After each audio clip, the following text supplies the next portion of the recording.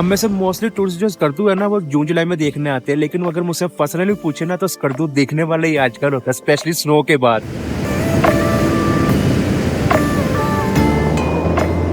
जैसे जैसे हम लोग कारगिल के नजदीक जा रहे हैं ना, तो जगह की जो वाइब है वो बिल्कुल लद्दाख वाली होती जा रही है। उसी तरह के पहाड़ है और उसी तरह स्नो पड़ी हुई है। थोड़ा सा सफर रह गया हमारा।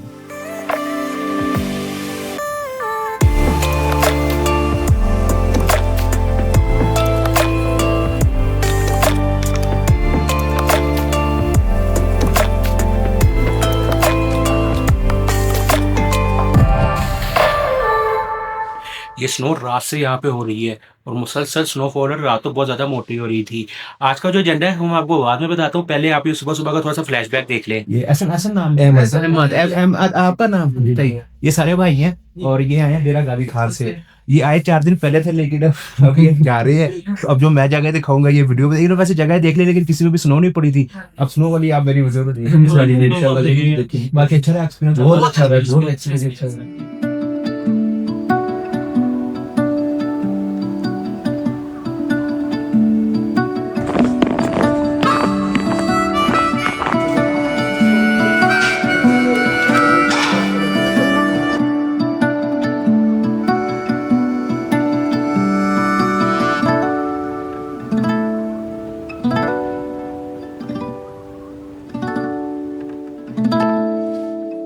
स्कर्दू आने की मुझे सबसे अच्छी चीज़ ये लगती है कि यहाँ पे आके आपके पास इतने सारे ऑप्शन होते हैं ना कि आपको समझ नहीं आती कहाँ जाए। जो साई भशु वैली ये तो बंद है स्नो की वजह से, तो यहाँ तो मैं नहीं जा रहा। तो मेरी मर्जी के स्कर्दू के पास पास जो पॉइंट्स है ना वो देखते हैं कि स्नो में कैसे लगती है। लेकिन उन पॉइंट्स को देखने के लिए जीबी को पहले स्टार्ट करना पड़ेगा, और इस तरह की सर्दी में गाड़ी स्टार्ट करना भी किसी चैलेंज से कम नहीं होता। स्क्रीन पे करूंगा। ये वाइपर से तेरी साफ होनी थी? नहीं नहीं है? नहीं, मैं ज्यादा तगड़ा है। एक ये जिसमें कूलेंट नहीं होगा उसका क्या बनेगा? शायद फ्रीज हो जाए। ये पानी तो फ्रीज हो जाता होगा जी। पर अभी बोतलों में नहीं हुआ। पानी वाली गाड़ी बोतलों में नहीं होगा? नहीं, कूलेंट ठीक है। पर फिर रिस्क रहता है ना जी, कूलेंट होना चाहिए।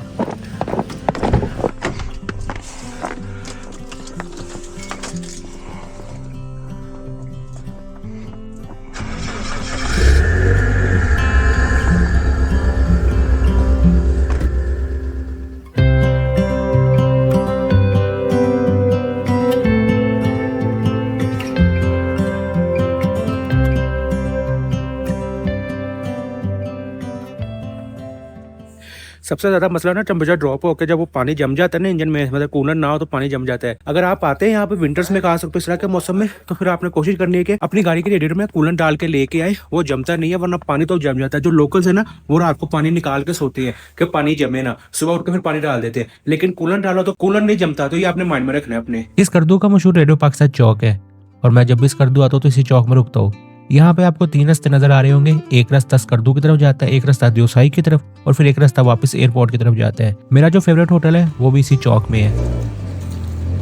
जो आगे मेन स्कर्दू सिटी में होटल है ना वो इससे भी एक्सपेंसिव है। अगर आपने पिछले वीडियो देखे तो आपको जिस होटल में मैं रुका इसका काफी तक पता है। नहीं देखे तो इस वीडियो के आखिर में मैं इस होटल का दोबारा से आपको बता दूंगा। ये रेडियो पाकिस्तान चौक स्कर्दू सिटी से ना कुछ किलोमीटर पहले है।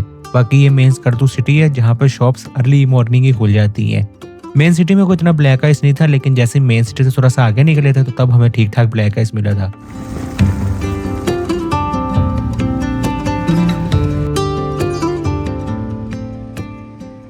ब्लैक आइस पे बस थोड़ा कार का डर होता है, लेकिन अगर लोकल्स वगैरह कार अपनी चलाते हैं तो इतना इशू नहीं। लेकिन ये कि आपने ब्लैक आइस पे बहुत ज्यादा एहतियात करनी है।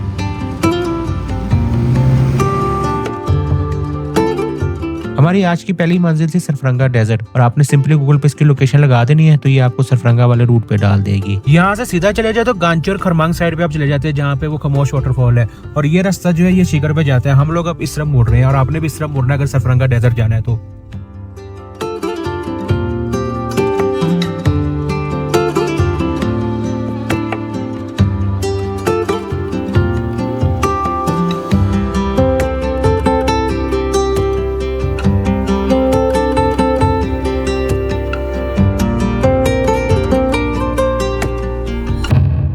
ये सरफरंगा डेजर्ट ना वर्ल्ड का हाईएस्ट कोल्ड डेजर्ट है। मतलब कि ये सारी जो मेरे आपको पीछे नजर आ रही है ना ये स्नो है, और स्नो के नीचे सारी रेत है, और यहाँ पे टेम्परेचर इस वक्त तकरीबन माइनस में है। अब इस तरह का यहाँ पे एक्टिविटीज तो है नहीं, तो यहाँ से आगे चलते हैं एक और पॉइंट की तरफ जो मेरा फेवरेट है। हमारा अगला पॉइंट ब्लाइंड लेक है और सफरंगा डेजर्ट वाले रोड पे आपने अपना सफर कंटिन्यू करना है। अगर आप इस साइड पे आते हैं तो फिर कोशिश करेगा कि सफरंगा डेजर्ट और ये जो ब्लाइंड लेक वाला है ये एक दिन में आप कर सकते हैं। इवन आप शिगर भी कर सकते हैं। हमने शिगर नहीं जाना, लेकिन ब्लाइंड लेक में जब भी स्कर्दू आता हूँ तो मैं लास्ट भी जाता हूँ। जैसे आप इस सफरंगा डेजर्ट से 5 किलोमीटर ट्रेवल करते हैं तो ये वैली खुल जाती है और व्यूज भी बहुत ज्यादा कमाल हो जाती हैं।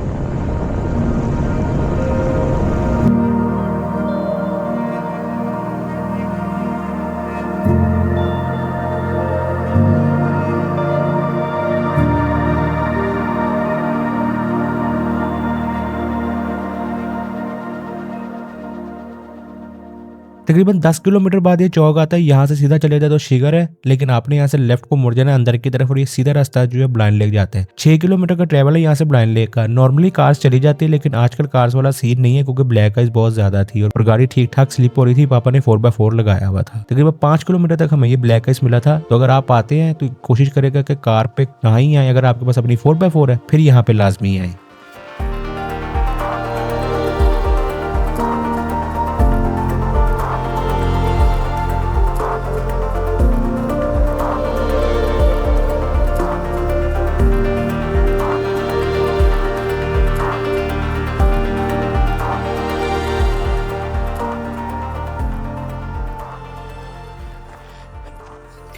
पार्किंग का यहाँ पे आपको कोई भी पैसे देने नहीं पड़ते और जो ब्लाइंड लेक है ना वो सारी जमी हुई है, तो वो इतना अच्छा पता नहीं लगा होगा आपको ड्रोन में। इसके अलावा यहाँ पे आप सीजन में तो नाइट कैंपिंग कर सकते हैं, लेकिन आजकल नाइट कैंपिंग वाला सीन नहीं है। लेक के पास जाने के लिए आपको कुछ पैसे देने पड़ते हैं, लेकिन ये कि विंटर्स में लेक के पास जाके पैसे पूरे हो जाती है। वो मैं आपको लेक के पास पहुँच के बताता हूँ।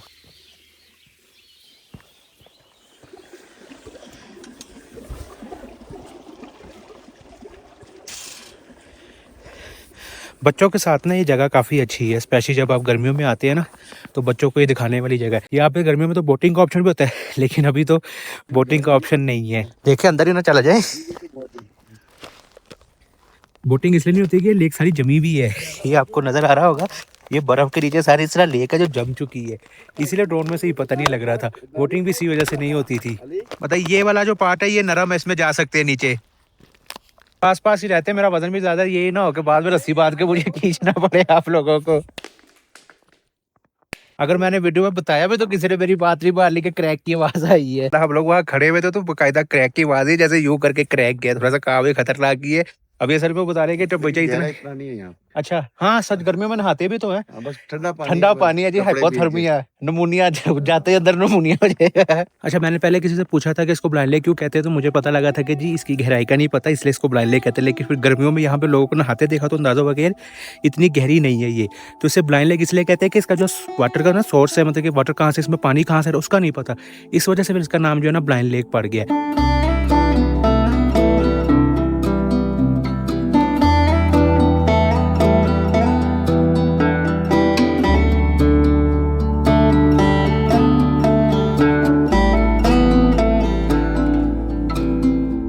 हम आते हुए आए हैं ये सिर्फ रंगाबारी साइड से, तो ये हमें पता लगा कि ये ना थोड़ा लंबा पड़ता है। तो अब हमें एक और रास्ते से जाने लगे। वो सुना है कि मेन स्कर्दू शहर में निकल जाता है, तो देखते हैं वो रास्ता कहता है, शायद वहाँ से कार्स आ जाती हूँ। बताता हूँ आपको फिर सारा उसका भी मैं। कार्स तो क्या ही जाएंगी, हम लोग जीप बड़ी मुश्किल से रास्ते से ले गए थे। रास्ता शॉर्टकट पड़ता है, मतलब मेन स्कर्दू सिटी से अगर आप ब्लाइंड लेक आए सरफरंगा से होते हुए तो 45 किलोमीटर ट्रैवल डिस्टेंस है। यहाँ से सारा स्कर्दू सिटी 12 किलोमीटर था, लेकिन रास्ता बहुत ज्यादा नैरो था और सामने से कोई आ जाता तो रास्ता लेते या देते हुए भी काफी ज्यादा तंगी हो रही थी। ये कि वो कह रहे रास्ता बन रहा है, जब कभी ये रास्ता बन जाएगा तब बहुत ज्यादा शॉर्टकट पड़ेगा ब्लाइंड लेक, लेकिन अभी के लिए तो बिल्कुल भी रिकमेंड नहीं करूंगा ये रास्ता। वो जो मेन सरफरंगा डेजर्ट वाला है वो बेहतर है।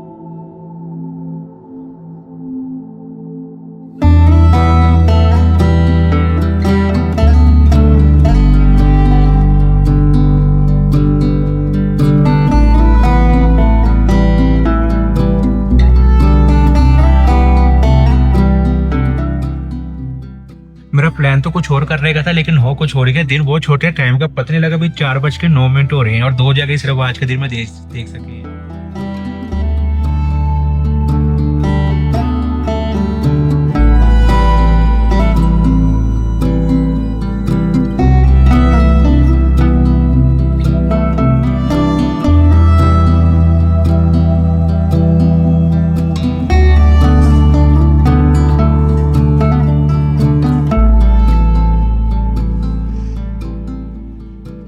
ये वाली जो स्नो पड़ रही है ना, ये बिल्कुल अनएक्सपेक्टेड थी। मतलब कि वेदर फोरकास्ट में कोई भी स्नो का नहीं था। मैं तो अंदर लेटा हुआ था बिस्तर में, तो पापा लेके आके बाहर और स्नो पड़ रही है और ठीक ठाक स्नो है। बाकी मैं इंस्टाग्राम पर स्टोरीज वगैरह लगा रहा हूँ, अपडेट दे रहा हूँ। तो मुझसे जो एक कॉमन सवाल पूछा जा रहा था ना, वो ये था कि जो आपके कमरे में इन्वर्टर लगा है उसका क्या सीन है और वो कब तक जलता है।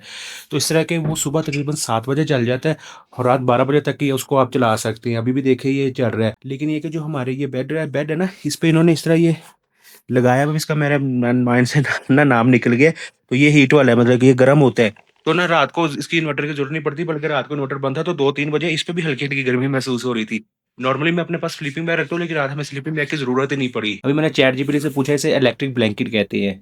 और ये जो इन्वर्टर है और ये जो इलेक्ट्रिक ब्लैंकेट है, इसके बगैर यहाँ पे गुजारा भी नहीं है खास। और यहाँ तो आपके पास स्लीपिंग बैग हो, लेकिन स्लीपिंग बैग का ये है कि उसमें आप घुसे तो होते हैं, लेकिन जैसे स्लीपिंग बैग से दूसरे किसी मतलब तकिए पे या उस पर हाथ लगाना तो बिस्तर ऐसा लगता है गीला गीला। इन दो चीज़ों से ये कि कमरे में बिल्कुल भी सर्दी महसूस नहीं होती, क्योंकि टेम्परेचर भी तकरीबन -6 है। तो आप खुद ही अंदाज़ा लगा लें कि ये सर्दी किस तरह की होगी। अगर आप कभी माइनस टेम्परेचर में गए तो आपको अंदाज़ा होगा। इस वजह से फिर ना रूम अगर आप फैमिली के साथ आते हैं तो कोई ऐसा लगेगा जिसमें आपको ये फैसिलिटीज़ जो है ना वो मिल जाएँ। वो तो सिर्फ गुजरात में गुजर की यार, तुम्हें दसे ही नहीं यार। रात का टाइम था, आप उस दिन पहुंचे थे। दूसरा हम लोग ने जाता नहीं था मुजरा वाले से गुजरते जाने का। आप में से बहुत सारे लोग इनको जानते होंगे।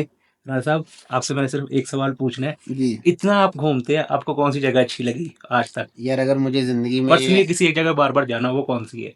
वो मुझे हमजा पसंद है। हुंजा हमजा चाइना बॉर्डर था कि खास हुंजा? नहीं, खास हमजा, करीमाबाद और ये अताबाद लेक का जो सराउंडिंग गुजाल वगैरह, क्योंकि यहाँ की जो एनवायरनमेंट और यहाँ का जो एक लाइफस्टाइल नेचर, मुझे अगर मौका मिले तो मैं यहीं ज़िंदगी गुजार दूँ। और यहाँ की और सबसे बड़ी ये इन लोगों की, या मुझे पता नहीं, इन इलाके की जो सफाई सुथराई भी मुझे बहुत पसंद हाँ, है। सब साफ सफाई और का। यहाँ के फल दुनिया में मेरे ख्याल में, और साफ सुथरा पानी शायद कहीं ना हो, मुझे जो पसंद है सबसे ज्यादा। पापा को बेसिकली नारायण पसंद है। ये सवाल पूछा पापा ने, लेकिन पहले कहा कि अभी वीडियो में पूछेंगे तो अभी राणा साहब से पूछते हैं। पिछले दिनों भी राणा साहब और हम एक टूर पे इकट्ठे हो गए थे, इस दफा भी बिल्कुल। इत्तेफाक है कि हम इकट्ठे हो गए। तो मैं बिल्कुल। सुबह भी राणा साहब कह रहा था कि राणा साहब आप कहेंगे हम आपके पीछे जाने चाहिए। नहीं, लेकिन राणा साहब ने अगली बात की कि क्या बोला था आपने? मैं आपके आगे आगे हुआ क्योंकि मैं पहले पहुंचा हूँ, कलाम भी मैं पहले। बहुत कम लोग ऐसे होते हैं जिनकी बातें सुनने का मजा आता है, और उनमें भी वो लोग रेयर होते हैं जो बाद में आपकी बातें भी सुने। और राणा साहब की पर्सनैलिटी भी ऐसी थी, काफी अच्छी गपशप लगी इनसे, और काफी देर हम लोग रात को बैठ के बातें करते रहे थे। बिल्कुल टर्न हो गया था पीछे, बिल्कुल। तो बाकी आपसे मिलके मुझे तब भी बहुत अच्छा लगा था, मुझे भी गपशप बहुत लगाई। अच्छा लगा, मुझे भी बहुत अच्छा Thank you। लगा। रेगुलरली आपके व्यूअर हम।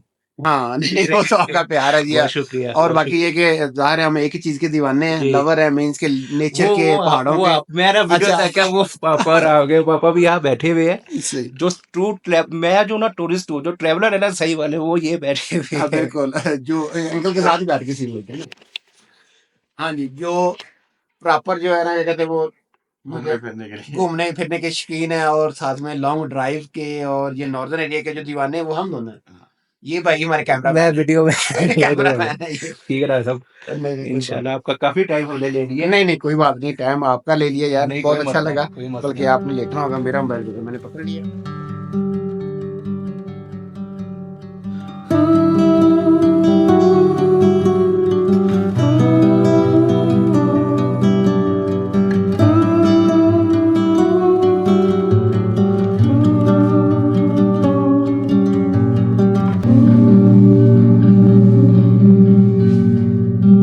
आज का प्लान हमारा कहीं और निकलने का था, लेकिन आज खाना खाते हुए राणा साहब की बातें सुन के पता लगा कि यार खामोश वाटरफॉल ना देखने चाहिए इस विंटर्स में, क्योंकि मैं आज से पहले वहाँ पे विंटर्स में नहीं गया हूँ। अपना सफर सुबह टाइम से शुरू कर रहे हैं, क्योंकि पता नहीं है कि क्या सिचुएशन हो वहाँ पे। तो देखते हैं कि कार्स पे वहाँ पे जाया जाता है या नहीं। हमारे पास तो खैर 4x4 तो चली जाएगी, लेकिन देखने के कार्स पे जाना वहाँ पे किस तरह का है। सफर शुरू करते हैं अपना आज का।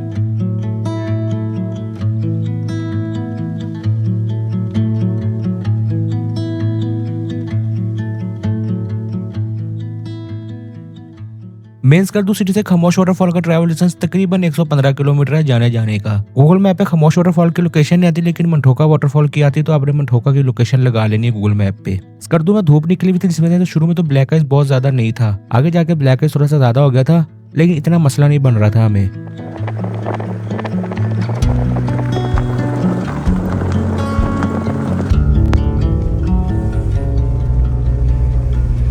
कल हम लोग इस तरफ चले गए थे शिगर की तरफ, लेकिन आज हमने सीधा इस रोड पे जाना है, खरमांग साइड पे। यहाँ से मंठोका वाटरफॉल तकरीबन 50 किलोमीटर है, और आपने इसी रोड पे अपना सफर कंटिन्यू करना है। जैसे यहाँ से आगे निकलते हैं तो रोड ये स्ट्रेट हो जाता है और इलाका खूबसूरत हो जाता है।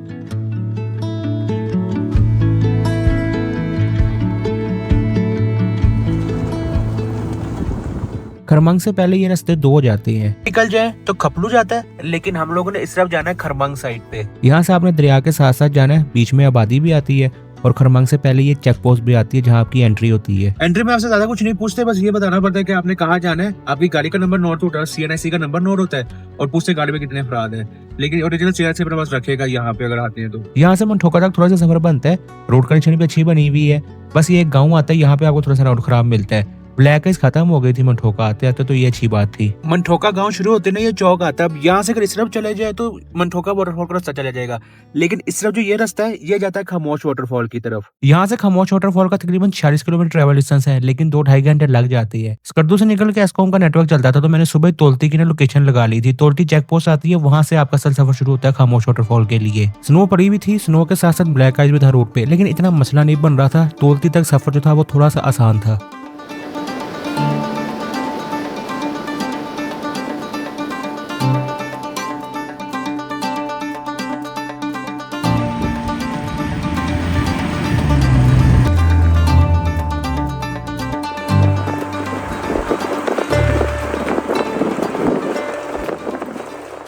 ये तोलती चेक पोस्ट है, यहाँ पे आपकी गाड़ी में जितने भी एडल्ट्स हैं उन सबको रीजनल CNIC की एंट्री होती है। लेकिन आज बैरियर उठा हुआ था और चेक पोस्ट पे कोई भी नहीं था, तो हमें था कि शायद एंट्री ना हो। पता तो था एंट्री होनी, लेकिन मैंने होशियारी दिखाई, पापा को बोला कोई नहीं आप चले चले कुछ नहीं होता। पापा ने गाड़ी चला तो ली, लेकिन 1 किलोमीटर पापा ने आगे जाके कहा कि यार ऐसे नहीं सही लग रहा, वापस जाके एंट्री करा के आते हैं। मैंने कहा चले चलते हैं। मुझे डर ये था कि वहाँ पे एंट्री पॉइंट पे जाएंगे तो वो हमें बोलेंगे आगे नहीं जाना, क्योंकि एक दफा पहले भी हम यहाँ पे आए थे तो इस चेक पोस्ट से हमें आगे नहीं जाने दिया था।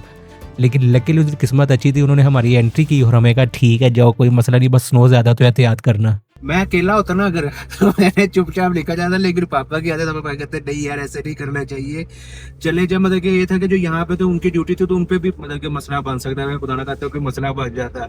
लेकिन आज पता लगा कि हम पहले टूरिस्ट है। अल्लाह का शुक्र है, बहुत टेंशन थी कि पता नहीं आगे जाले ना दे या गिरा हो। अब चलते यहाँ से अगला सफर शुरू करते हैं। ये तोलती चेक पोस्ट से आगे कार्स को बिल्कुल भी नहीं अलाउ करते, स्ट्रिक्टली 4x4 अलाउ है। और यहाँ से आगे इतनी ज्यादा स्नो होगी हमने सोचा नहीं था। 4x4 तो होनी चाहिए, साथ में स्नो चेन भी होनी चाहिए, क्योंकि तोलती क्रॉस करते ही बहुत ज्यादा स्नो थी। आखिरी के 20 किलोमीटर में इतनी ज्यादा स्नो थी कि मैं आपको बता नहीं सकता, तो बेहतर है कि आप खुद देख ले।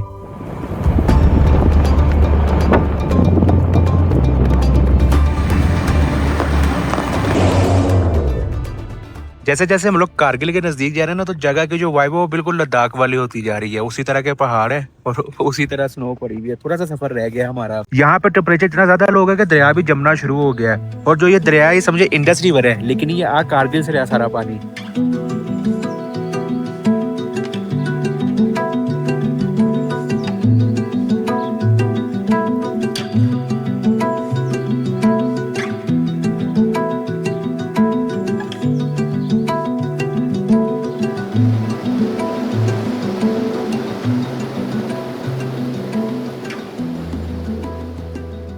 ये खामोश वाटरफॉल के आखिरी 10 किलोमीटर में ठीक ठाक धूप लगी हुई थी, जिस वजह से रोड पे कहीं भी ब्लैक आइस नहीं थी।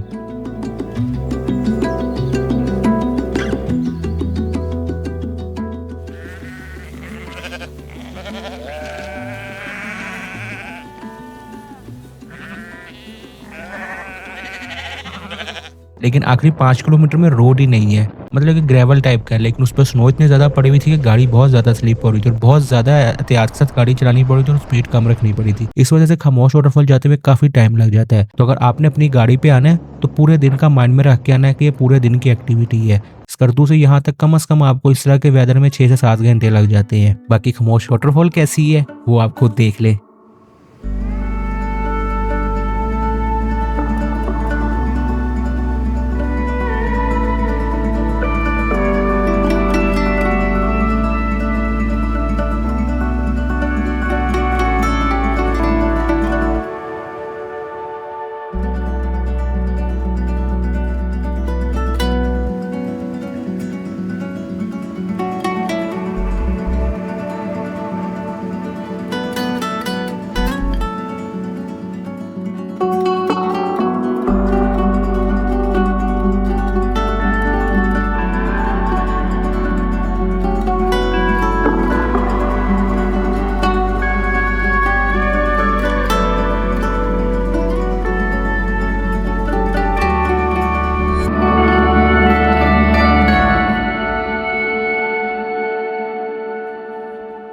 मेरे बड़े टाइम से ख्वाहिश थी इसको विंटर्स में देखने की, अल्हम्दुलिल्लाह आज वो पूरी हो गई। हालांकि आज इरादा ही था, आज मेरा ये था कि चुरा करके तो स्कर्दू से ना निकल जाएंगे और जगलोर जाकर नाश्ते कर लेंगे, लेकिन सुबह फिर मौसम देख कर सोचा कि यार धूप निकली है, रिस्क लेके देखते हैं, और अल्हम्दुलिल्लाह आ गए। सर्दी यहाँ पे इतनी ज्यादा है कि हवा सब सुन हो रहे हैं। अब इतना नज़दीक आके इसके पास ना जाते तो ये भी जाती थी, तो सोचा कि अंदर जाके देखते हैं, लेकिन किस्मत ख़राब थी, गेट पे ताला लगा हुआ था और फेंस फलांग के हम जा नहीं सकते थे।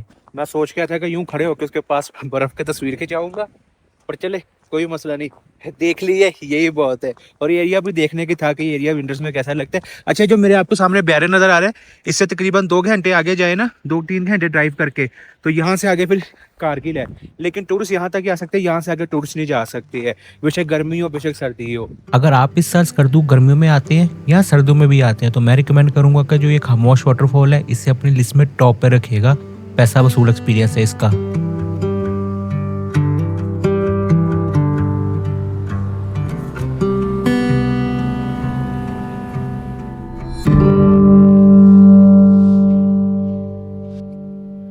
रूम ये जो जिसमें मैं रुका हूँ ये तकरीबन 3% रूम है, और इसका जो रेंट है वो 12,500 है। और अगर आप भी आते हैं फैमिली से तो मैं रिकमेंड यही करूंगा कि कोई होटल ऐसा लेगा जिसमें आपको ये सारी फैसिलिटीज मिल जाए। आजकल स्कर्दू में बहुत ज्यादा होटल्स के ऑप्शन नहीं है, तो ये भी माइंड में रखिएगा। बाकी आपको एक फन फैक्ट बताऊं, अपने घर वालों को हम कश्मीर का क्या कहते हैं कि अब कश्मीर जा रहे हैं, आज स्कर्दू गए, वो लोग भी परेशान हो गए कि आप हमने कहा, आपने हमें कुछ दर करा, आप लोगों ने कुछ दिया। खैर मेन चीजें मैंने आपको सारी बता दी। अगर मुझसे कोई चीज मिस हो गई तो आपने कमेंट में पूछ लेनी है। अगर आप अपनी कार पे आना चाहते हैं स्कर्दू तो मैं रिकमेंड करूंगा आने से पहले ये दासू वाली रोड कंडीशन की देख लेगा वीडियो। रोड बहुत ज़्यादा ख़राब हुआ है वो।